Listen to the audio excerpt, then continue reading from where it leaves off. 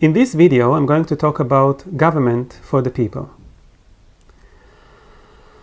In an ideal world, government acts under the full control of the citizens for the interests of the citizens. The structure of government is correct when the members of the government are afraid of the public, who can replace them or press charges against them, and not when the public is afraid of the government, a government of terror or a perpetual threat of incarceration or violence, etc. Government should include mechanisms whose role is to protect the citizens from the tyranny of the government, so that they will not need to raise against the government. Unfortunately, this is not the situation today. Today, the government acts under the control of politicians who act for their own self-interest and for the interest of very rich people and other strong interest groups in order to promote their interests and not the interest of most of the citizens. Government has a lot of power to control the lives of people, so it has a tendency sometimes to hurt people and to cause situations of taking advantage of people, exploitation, discrimination, injustice, violence, etc. So in this video, I'm going to talk about how government should be. Regarding the question how to get from our current situation to the desired situation, that's a complex question, the answer of which is not clear enough, at least to me, and requires a discussion in another video. Government for the people. The mechanisms of government should act for the people and for the public good. The citizens should be the real sovereign, and the government is supposed to be under them. The citizens are the source of legitimacy, the only source of legitimacy for applying the huge power of the state. The government is supposed to be a tool by the citizens, and its role is supposed to be to run their business in a way that gives a direct and fair influence to anyone, to each of the citizens, in order to improve the lives and the human rights of each citizen. If the citizens are not happy from the functioning of the current administration, they should be allowed to replace the current government and replace the current politician in power and choose others. This is democracy. Every citizen above a certain age is supposed to have the ability and the right to elect in a fair and decent elections to the mechanisms of government, and also a right to run in an election to the institutions of the government. Opposing tyranny. Any form of government that acts as a dictatorship, tyranny, authoritative government, instilling terror, fascism, very strong centralized government, or a collectivist government that works for the benefit of the good at the expense of the individuals, is fundamentally flawed because it hurts the well-being of the citizens, and it's against the principle of reciprocity, because the dictator himself would not want to live under such a dictatorial regime where his own rights would be trampled. Any fundamentalist ideology which believes that only it is the right one and is not open for debate, freedom of speech, and tolerance must not be allowed to be in power in the government, because it will cause unjustified harm to a lot of people. The law applies also to the members of government. The meaning of the phrase "the rule of law" is that the law also holds not only for the citizens, but also for the members of government. It is possible to raise charges against them, to prosecute them, to put them on trial, and to incriminate them and say that they should have penalties and incarceration in jail, just like any other citizen. Proper governance. The people who are elected to act in the mechanisms of government are elected to their job in order to serve the public, and not in order to serve themselves, to take care of their own self-interest, or their friends, or the interests of rich people that support them. They must act according to the rules of proper governance, in full transparency, and not take bribe, not act in a corrupt way, or take advantage of their status in order to promote their own private self-interest. When a member of the mechanisms of government discovers a lack or some problem or corruption, it is their duty to report it to the authorized authorities, and their obligation is to investigate this issue and also to give legal protection and physical protection, if needed, to the person who reports these problems. Meritocracy.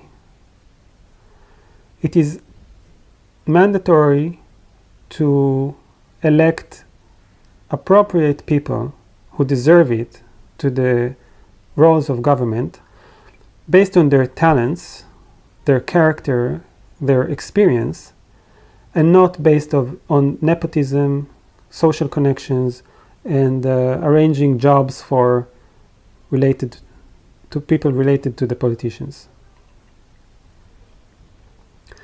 A fair and equal treatment.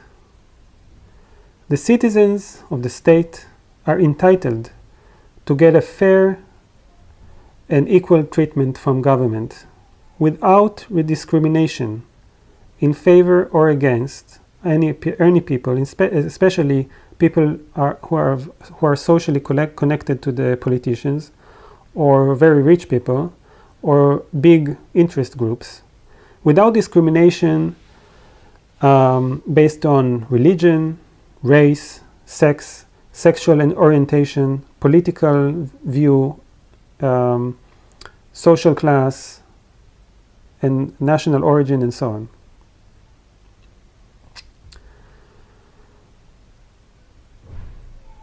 Keeping human rights and civil liberties. Decisions in a democratic mechanism are made by the majority.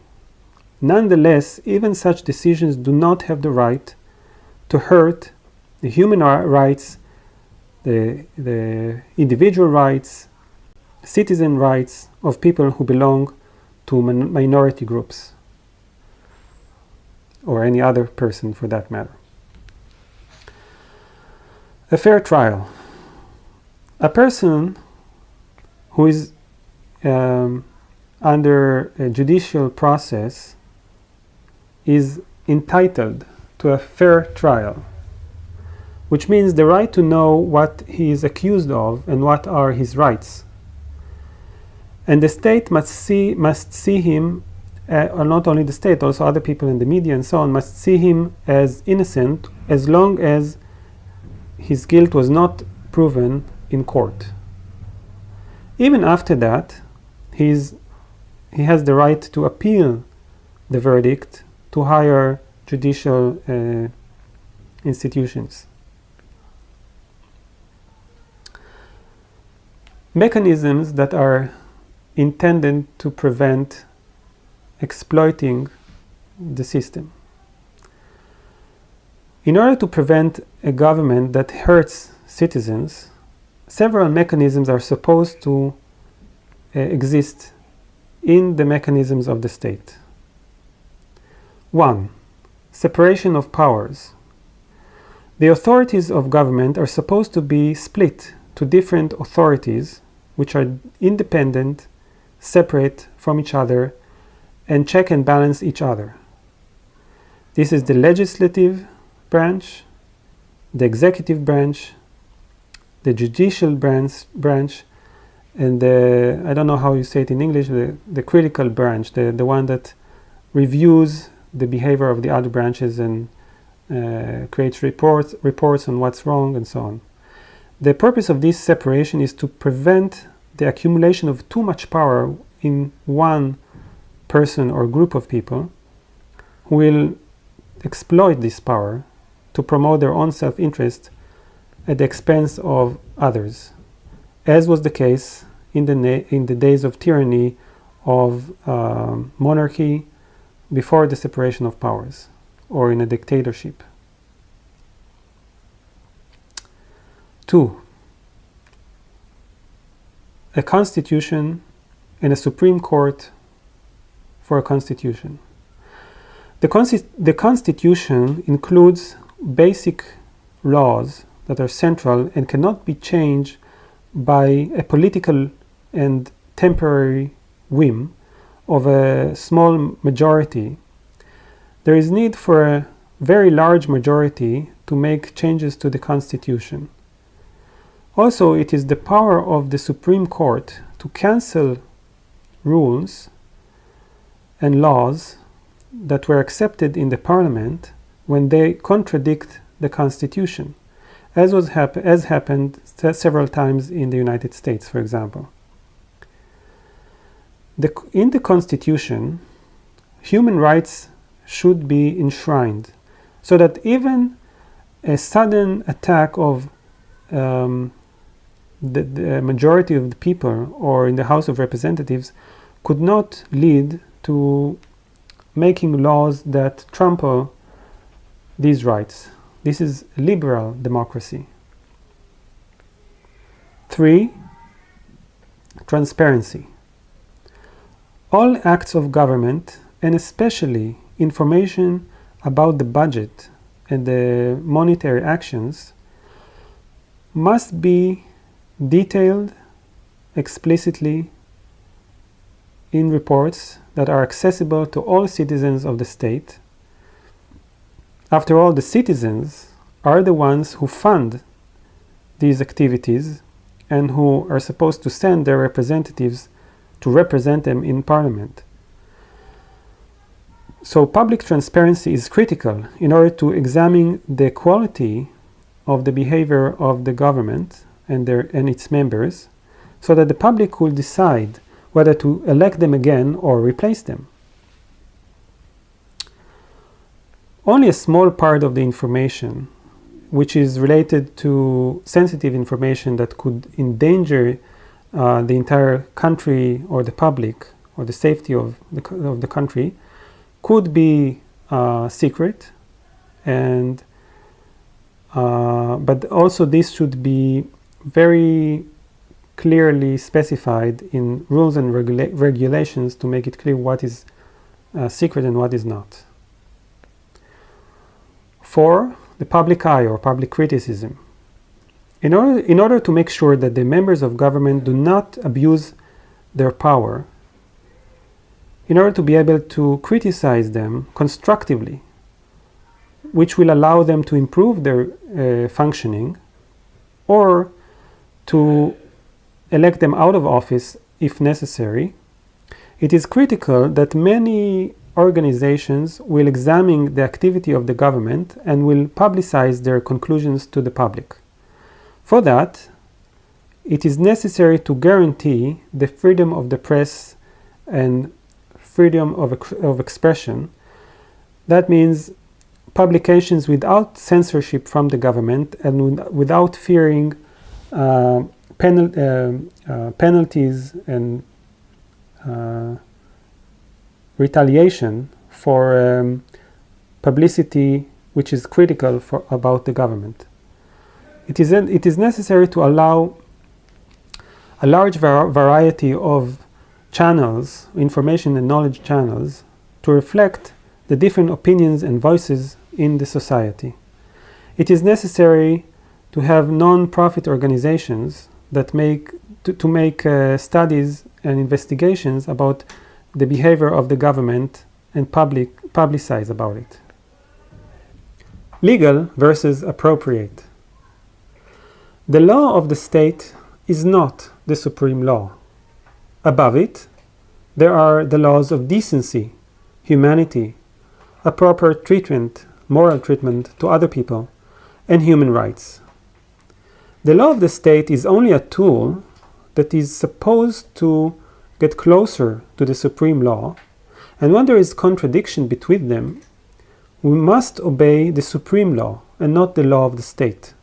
For example, people who lived under the regime of Nazi Germany, they had the moral right to refuse to obey the law of the Nazis when they collided with the laws of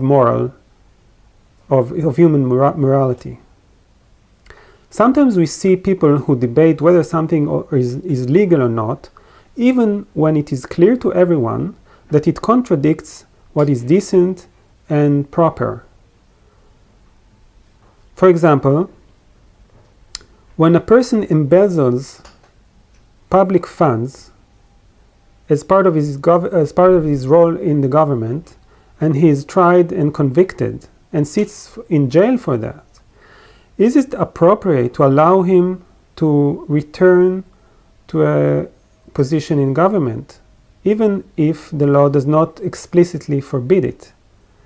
It is clear to any moral and decent person that this is not appropriate morally and reasonably and logically. His behavior were not a mistake or the whim of a moment, but point to a very basic flaw in his personality. To allow such a person to return to a role in government will not only endanger the public funds under his administration, but will also send a very bad message to the other members of government that even if they are caught doing something wrong, it is not so bad because they will be able to return later to a role in government. Limiting legislation. The more rules and regulations there are, the more expensive enforcing them becomes. The more complicated the bureaucratic mechanism becomes, more bloated, more burdensome, and the chance of corruption increases because the unreasonable burden of the bureaucracy increases the incentive to bribe the people of government in order to promote legitimate interests.